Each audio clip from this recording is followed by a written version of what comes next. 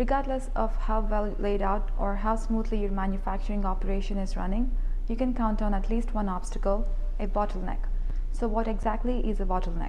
In manufacturing, a bottleneck is any obstruction to the production process that dictates the maximum throughput that a system can handle. How can you detect these bottlenecks? Normally, bottlenecks can be detected through daily monitoring and employee feedback. There are also calculations and softwares that can be used to determine where bottlenecks occur or where they may be if you plan to increase production capacity.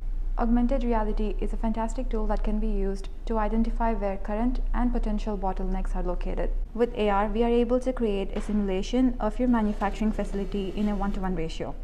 That means virtually seeing your facility in a full scale and being able to walk around and observe it in motion. Virtually, we are able to detect bottlenecks without wasting resources on actual production by following the product downstream during the manufacturing process and seeing firsthand where the hangups are.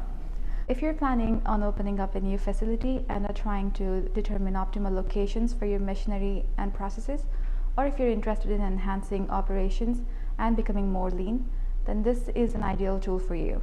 If you think that this may be a solution for you, please send us a message.